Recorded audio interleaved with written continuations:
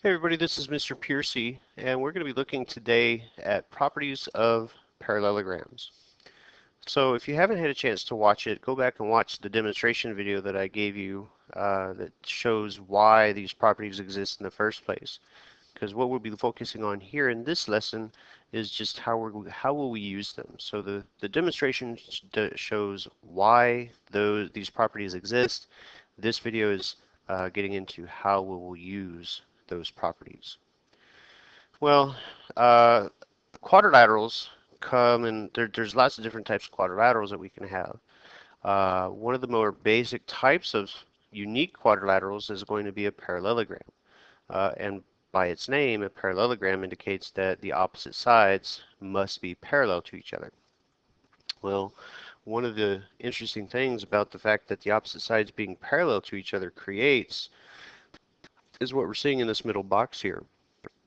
Is the only reason why we can have opposite sides that are parallel to each other is when they're congruent to each other at the same time. So in any parallelogram, obviously because it's a parallelogram, we can conclude, well, the opposite sides must be parallel to each other, and the opposite sides also must be congruent. Looking at the bottom box here, we can recognize that uh, the angles that are in opposite quarters of each other, so angle P and angle R, angle Q, angle S, those angles that are in opposite corners will be congruent to each other also. Now keep in mind that because this is parallel lines, anytime I have parallel lines cut with a transversal, the same side interior angles are also supplementary. So P and Q would be supplementary to each other, Q and R would be supplementary to each other, and so on. So now let's take a look at how we're going to use this thing. Not really the most challenging type of stuff here, but it's very consistent with what we typically do in geometry.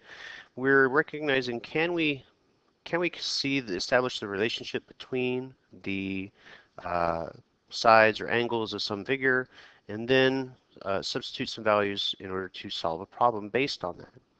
And that's what we're seeing here. Find the values of x and y. So looking at the quadrilateral FGHJ, we see that FG is parallel to HJ, and therefore must be congruent to each other because this is a parallelogram.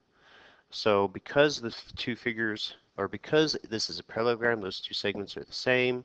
Therefore, I can say x plus 6 must be equal to the value of 13, and solving for x in this case gives me 7.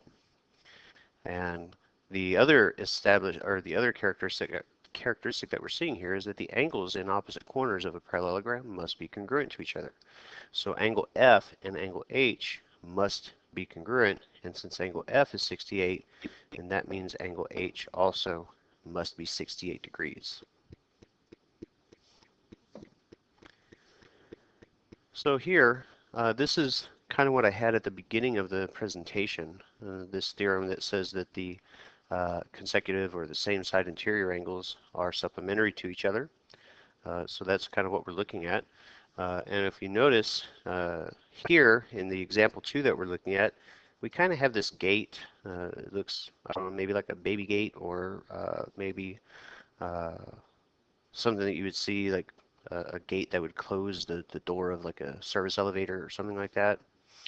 But as we open and close these things, the sides that make up the quadrilaterals that we're seeing, they will remain parallel to each other, but the angles could change. But because it's a parallelogram, the angles must be supplementary to each other, and same side, and opposite angles have to be congruent to each other.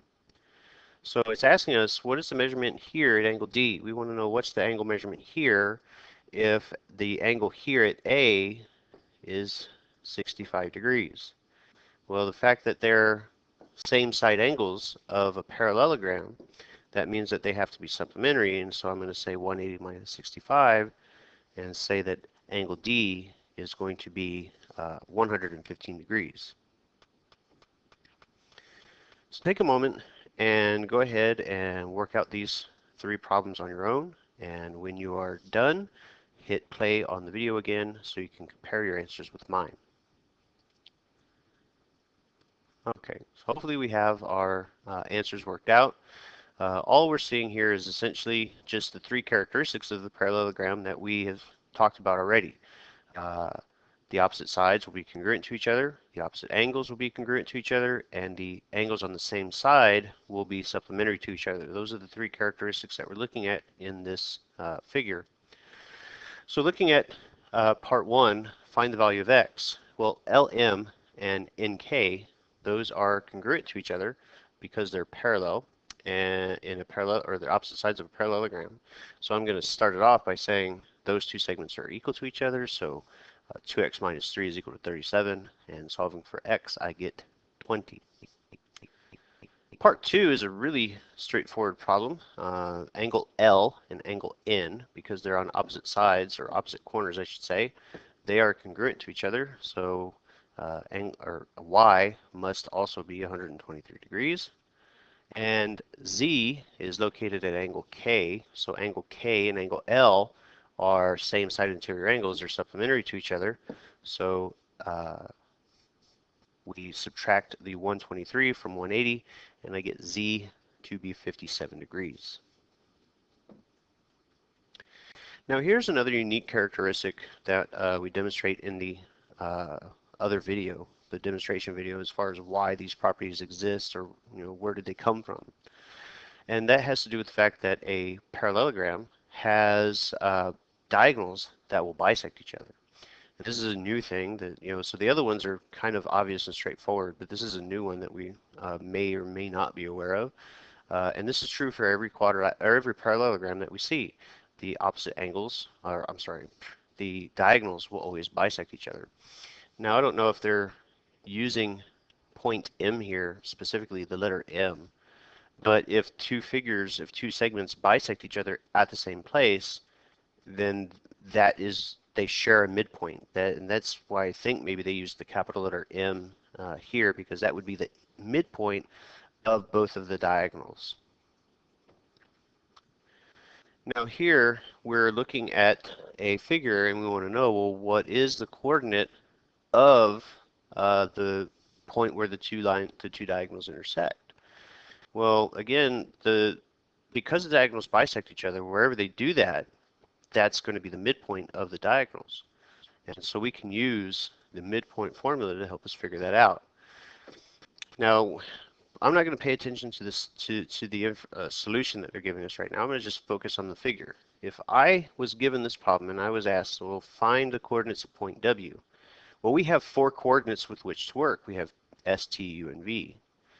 Now, out of the coordinates that we have, I would lean towards S and U, because S is at the origin, so it's 0, 0. And point U, you can see, let me erase my circle here, but you can see that point U touches at the intersection of a horizontal and vertical line on the graph, so it uses whole numbers, whereas T and V, they don't do that. They're not touching at a point where I would have whole numbers. So the fact that U is giving me whole numbers and S is the origin, so they're just zeros, those would be the 2 points that I would personally want to use if I was having to work this problem out. So now let's take a look at the solution. So again, we know that they bisect each other because they're diagonals of a parallelogram. So point W is the midpoint. Now, if that's the midpoint, we're going to use the midpoint formula, which, remember, that's the average of the x's and the average of the y's. So substituting the x's and y's into the formula that we would have chosen, or that I would have chosen for S and U, we're going to get point W to be at 3 and 2.5. Or if you want to leave it as a fraction, that would be fine also. So go ahead and try recreating, do the same thing on these two problems and see what you come up with. And when you're done, go ahead and hit play again and compare your work with mine. All right, guys, hopefully we have our answers here. So now looking at the parallelogram that was given to us. Now one real quick thing, I want to point something out about that symbol.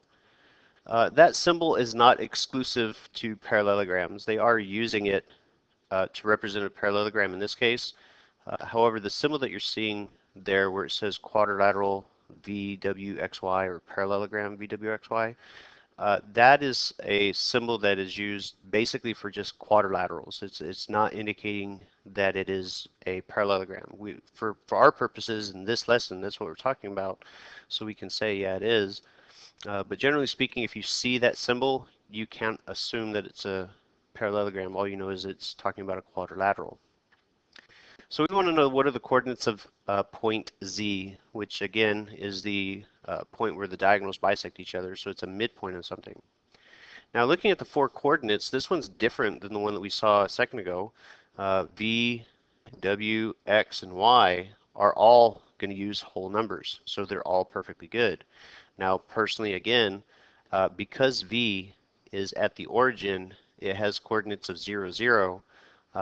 So I think that would be easiest to work with. Smaller numbers, those zeros make it really easy to work with. So I'm going to take the coordinates of X and V, substitute them into the midpoint formula, and show that point Z is at 3.5 and 3.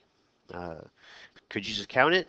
You could count it to verify that you did the math right, but you still need to do the math and show it to me on your assignments. So given that the parallelogram FGHJ is a parallelogram, find MH and FH. Well, I know that because it's a parallelogram, the diagonals bisect each other. So since FM is 5, HM also has to be 5. So the whole thing has to be 10. And that's all we're kind of looking at here. Now this is going to pretty much wrap it up for properties of parallelograms that we're going to see. So again, just to review, because if a parallelogram, sorry, I can't speak, if a parallelogram is classified as a parallelogram, we can conclude the following things. The opposite sides must be congruent to each other. The opposite angles must be congruent to each other. The angles on the same sides have to be supplementary, and the diagonals must bisect each other. Those are all things that we conclude based on the fact that if we're told this quadrilateral is a parallelogram. So that's pretty much going to kind of wrap it up for this one, guys. If you have any questions about anything, be sure to get in touch with me, email, comments, whatever you want to do, and I'll be happy to work with you. But until next time, thanks for watching and take care.